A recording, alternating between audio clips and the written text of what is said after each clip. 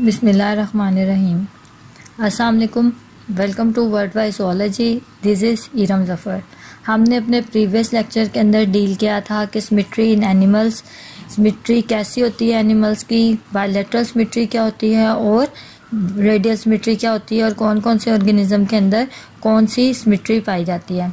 आज के लेक्चर के अंदर हम डील करेंगे टिश्यू ऑर्गेनाइजेशंस, जिसको हम सेलुलर लेवल ऑफ ऑर्गेनाइजेशन भी कहते हैं और साइटोप्लाज्मिक लेवल ऑफ ऑर्गेनाइजेशन भी कहते हैं। अब हम ये भी देखेंगे कि हम इसको साइटोप्लाज्मिक लेवल ऑफ ऑर्गेनाइजेशन क्यों कहते हैं। ये जो पूरा लेक्चर है ये मिलर हार्ले से प्योरली लिया गया है और मिलर हार्ले के अंदर इसकी जो हेडिंग है वो है अदर पैटर्न ऑफ ऑर्गेनाइजेशन। अब जो अदर पैटर्न ऑफ ऑर्गेनाइजेशन है यानी कि एनिमल्स के अंदर सिमेट्री के अलावा दूसरे ऑर्गेनाइजेशन पैटर्न्स भी पाए जाते हैं जो कि एवोल्यूशनरी ट्रेंड्स को शो करते हैं। विजली ये आपको हमेशा एवोल्यूशनरी ट्रेंड्स ही शो करेंगे, कभी भी एग्जैक्ट सीक्वेंस और इन एनिमल एवोल्यूशन कभी भी नहीं पता लगता। जैसा कि मैंने आपको अपनी प्रीवियस वीडियो के अंदर भी बताया था कि जो एवोल्यूशन है वो एक ऐसा रोड मैप है जिसकी कोई भी एग्जैक्ट जो है एक्सप्लेनेशन नहीं है। अब अदर पैटर्न ऑफ ऑर्गेनाइजेशन के अंदर आ जाता है हमारे पास unicellular level of organization, diploblastic organization and triploblastic organization. अब हम देखते हैं कि यूनिसेलुलर लेवल ऑफ ऑर्गेनाइजेशन क्या है। अब यूनिसेलुलर से ही पता लग रहा है कि एनिमल्स जिसके अंदर सिंगल सेल हो, यूनिक का मतलब यानी सिंगल सेल्स के ऊपर जो एनिमल की बॉडी डिपेंड कर रही होती है उसे हम कहते हैं यूनिसेलुलर। अब यूनि का मतलब होता है सिंगल और सेलुलर मीन्स सेल, तो सिंगल सेल्स के ऊपर जो डिपेंड कर रहे होते हैं ऑर्गेनिज्म उन्हें हम कहते हैं यूनिसेलुलर ऑर्गेनिज्म। या तो ये सिंगल सेल्स होते हैं या सेलुलर एग्रीगेट्स होते हैं, इन्हें हम कहेंगे यूनिसेलुलर ऑर्गेनिज्म। और जो ऑर्गेनाइजेशन इनके अंदर पाई जाती है उसे हम कहते हैं यूनिसेलुलर लेवल ऑफ ऑर्गेनाइजेशन।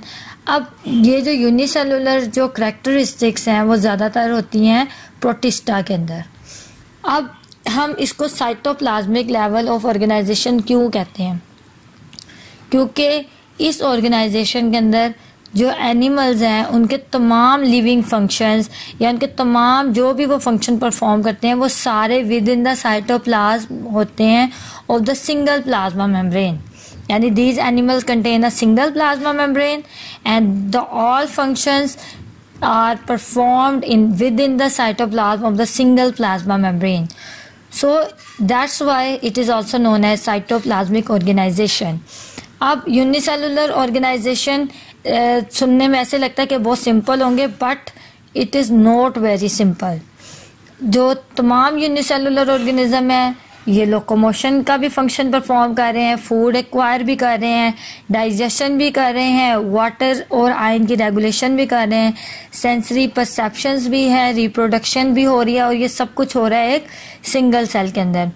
इसके अंदर कभी ऐसा भी होता है कि सेलुलर कॉलोनीज बनती हैं जो कि लूज एसोसिएशंस की होती हैं, लेकिन इनके अंदर जो सेलुलर जो कॉलोनीज बनती हैं वो एक दूसरे के ऊपर बहुत कम इंटरडिपेंडेंट होती हैं।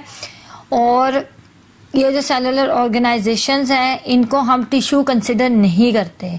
इसलिए टिश्यू कंसिडर नहीं करते कि ये तमाम मिलकर एक ही फंक्शन परफॉर्म नहीं करते, इनके अंदर कुछ डिवीजन ऑफ लेबर पाई जाती है, क्योंकि कुछ जो सेल्स होते हैं वो स्पेशलाइज होते हैं रिप्रोडक्शन के लिए, कुछ जो सेल्स हैं वो फंक्शंस परफॉर्म करते हैं न्यूट्रिशन के लिए, और कुछ के अंदर स्ट्रक्चरल फंक्शन होते हैं यानी स्ट्रक्चरल बॉडी को जो मेंटेन रखते हैं वो वाले फंक्शंस। तो ये सारे यूनिसेलुलर की सिंपल कैरेक्टरिस्टिक्स हैं। अब इसके बाद ये यूनिसेलुलर ऑर्गेनिज्म में आ जाते हैं amoeba, paramecium and euglena.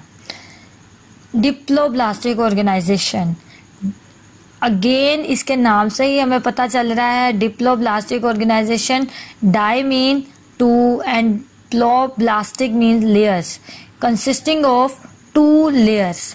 Diploblastic यानी ऐसे तमाम ऑर्गेनिज्म जिनकी जो ऑर्गेनाइजेशन जिसके अंदर 2 लेयर्स पाई जाती हैं जो डिफरेंट टिश्यूज बनाते हैं उन सबको हम कहेंगे डिप्लोब्लास्टिक एनिमल, और जो उनकी ऑर्गेनाइजेशन होगी वो होगी डिप्लोब्लास्टिक ऑर्गेनाइजेशन। अब इसके अंदर जो सेल्स होते हैं वो ऑर्गेनाइज होते हैं टिश्यूज के अंदर। अब टिश्यूज के अंदर ऑर्गेनाइज यानी कि जो सेल्स हैं वो टिश्यूज बनाते हैं। अब जो डिप्लोब्लास्टिक ऑर्गेनाइजेशन है ये simplest tissue level of organization है। This is very important MCQs के लिए कि अगर कोई भी सिंपलेस्ट टिश्यू लेवल ऑर्गेनाइजेशन है तो वो है डिप्लोब्लास्टिक ऑर्गेनाइजेशन। अब जो बॉडी पार्ट्स इन एनिमल के वो 2 लेयर्स के अंदर क्या होते हैं, डिवाइड होते हैं या ऑर्गेनाइज होते हैं 2 लेयर्स के अंदर, और ये जो लेयर्स हैं वो ड्राइव की जाती हैं एम्ब्रियोनिक टिश्यू लेयर से। अब जो कि 2 लेयर्स है वो कौन कौन सी है, एक तो होगी एक्टोडर्म और दूसरी है एंडोडर्म। एक्टो से आपको नेम से ही पता चलता है, एक्टो मतलब outside, endo means inside. So जो एक्टोडर्म है ये बनाती है आपकी epidermis, that is your skin area और the outer lining of your body wall and the internal structure.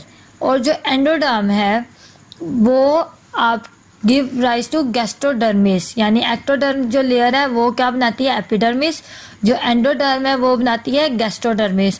और गैस्ट्रोडर्मिस का जो काम होता है वो ये होता है कि ये गट की जो कैविटी है उसकी लाइनिंग करती है। अब एक और लेयर जो कि नॉन सेलुलर लेयर है वो प्रेजेंट होती है एक्टोडर्म और एंडोडर्म के दरमियान, यानी एपिडर्मिस और गैस्ट्रोडर्मिस के दरमियान, जिसे हम कहते हैं मेसोग्ली। अब जो मेसोग्ली है ये नॉन सेलुलर पार्ट है, means it contains no cells, but कुछ डिप्लोब्लास्टिक ऑर्गेनिज्म के अंदर सेल्स भी प्रेजेंट होते हैं, लेकिन वो सेल कोई न्यू लेयर के नहीं होते या वो मेसोग्लिया के नहीं होते, बल्कि वो सेल्स एक्टोडर्म और एंडोडर्म से ही ड्राइव्ड किए होते हैं। अब इसके बाद let's have a look on the structure. So here this structure, this one is the diploblastic, how pink, and this one is ectoderm, while this one yellow is endoderm, while this is the mesoglea, the non-cellular part of the diploblastic organization. So here let's discuss the division of labor. The cells in each tissue layer, यानी जितने भी जो tissue की layers हैं उसके अंदर जितने भी सेल्स हैं, यानी एक्टोडर्म और एंडोडर्म से जो डिराइव किए हुए सेल्स हैं वो सारे फंक्शनली एक दूसरे के ऊपर इंटरडिपेंडेंट होते हैं, यानी वो एक फंक्शन परफॉर्म करने के लिए एक दूसरे के ऊपर डिपेंड कर रहे होते हैं। जैसा कि गैस्ट्रोडर्मिस है, ये कंसिस्ट करती है न्यूट्रिटिव, डाइजेस्टिव और मस्कुलर सेल्स के ऊपर, जबकि जो एपिडर्मिस है उसके अंदर होता है एपिथेलियल और मस्कुलर सेल्स। तो यानी कि अगर बॉडी को एपिथेलियल लाइनिंग चाहिए और मस्कुलर सेल्स चाहिए तो वो कहाँ से लेंगे, एपिडर्मिस से लेंगे। और अगर उसे न्यूट्रिटिव फंक्शंस परफॉर्म करना है, मस्कुलर सेल्स चाहिए, उसके लिए वो ये सारा काम कौन परफॉर्म करेगा, गैस्ट्रोडर्मिस। तो जो फीडिंग है और मूवमेंट है ये सारी कैसे परफॉर्म होगी, जब गैस्ट्रोडर्मिस और एपिडर्मिस एक दूसरे के साथ मिलकर काम करेंगे। अब जैसा कि फीडिंग मूवमेंट है हाइड्रा की और स्विमिंग मूवमेंट है जेलीफिश की, ये कॉपरेशन से ही होती है सेल्स के, जो कि एपिडर्मिस और गैस्ट्रोडर्मिस के होते हैं। तो इन सेल्स के अंदर जो हम कहेंगे कि इनके अंदर पाई जाती है टिश्यू लेवल ऑफ ऑर्गेनाइजेशन, यानी हाइड्रा और जेलीफिश, इनके अंदर जो ऑर्गेनाइजेशन है वो है टिश्यू लेवल ऑफ ऑर्गेनाइजेशन। जैसा कि आप ये पिक्चर के अंदर देख सकते हैं कि यहाँ पे अगर हम इसको कट करके देखें तो एक लेयर है एक्टोडर्म की, दूसरी है एंडोडर्म की। तो ये दोनों एक दूसरे के साथ मिलकर फंक्शन परफॉर्म करते हैं, इधर फीडिंग हो या स्विमिंग हो। नेक्स्ट जो लास्ट वन है वो है ट्रिप्लोब्लास्टिक ऑर्गेनाइजेशन। जैसा कि नाम से ही हमें पता चल जाता है कि tri means 3 and blastic mean 3 layers. So blastic mean layers, तो ऐसे तमाम ऑर्गेनिज्म जिसके अंदर 3 लेयर्स प्रेजेंट हो, 3 एम्ब्रियोलॉजिकल लेयर्स प्रेजेंट हो, उन्हें हम कहेंगे ट्रिप्लोब्लास्टिक ऑर्गेनिजम्स। और जो ऑर्गेनाइजेशन है उसे हम कहेंगे ट्रिप्लोब्लास्टिक ऑर्गेनाइजेशन। सो इसके अंदर 3 लेयर्स प्रेजेंट होती हैं, पहली एक्टोडर्म, एंडोडर्म, जो कि हमने डिप्लोब्लास्टिक ऑर्गेनिज्म के अंदर भी देखी, लेकिन इसके अंदर एक और तीसरी होती है सेलुलर लेयर, जिसे हम कहते हैं मेसोडर्म। हमने जो पीछे देखी थी वो थी मेसोग्ली, जो कि थी नॉन सेलुलर, जबकि ये है मेसोडर्म जो कि है सेलुलर। अब एक्टोडर्म आउटर लेयर बनाती है बॉडी वॉल की, सेम जैसा कि डिप्लोब्लास्टिक के अंदर इसका काम था वही इसका काम ट्रिप्लोब्लास्टिक के अंदर भी है। ये बॉडी वॉल बना रही है और नर्वस सिस्टम की लाइनिंग जो उनके आउटर लेयर है वो एक्टोडर्म बनाती है।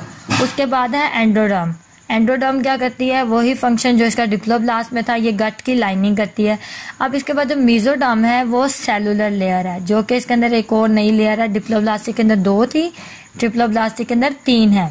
अब तीसरी है मेसोडर्म। मेसोडर्म एक्टोडर्म और एंडोडर्म के दरमियान में होते हैं, यानी बिल्कुल सैंडविच की तरह। जैसे हम सैंडविच बनाते हैं, जैसे ऊपर 2 ब्रेड के पीसेस होते हैं और दरमियान में हम एग वगैरह रखते हैं, इसी तरीके से एक्टोडर्म और एंडोडर्म के दरमियान में क्या होती है, मेसोडर्म होती है। अब ये जो मेसोडर्म का काम होता है, ये सारा सपोर्टिव फंक्शन, कंट्रैक्टाइल फंक्शन और जो ब्लड सेलुलर या सारा सिस्टम है ये कौन कंट्रोल कर रहा होता है, या इसके जो टिश्यूज जो बना रहे थे वो सारा मेसोडर्म बना रही होती है। अब ये यहाँ पर आप अगर डायग्राम में देखें तो ये जो फर्स्ट लेयर है ये है एक्टोडर्म, जो दूसरी है ये inner layer, the inner most layer is the endoderm and the layer shown in red between the ectoderm and the endoderm is mesoderm.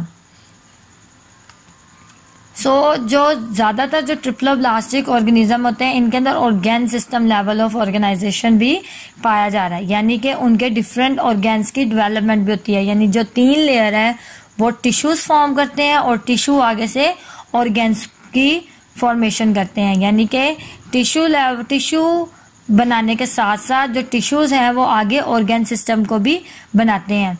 अब जो टिश्यूज हैं वो ऑर्गेनाइज होते हैं ऑर्गेन सिस्टम बनाने के लिए, जैसा कि excretory system, nervous system, digestive system, reproductive system, circulatory system और तमाम दूसरे सिस्टम्स।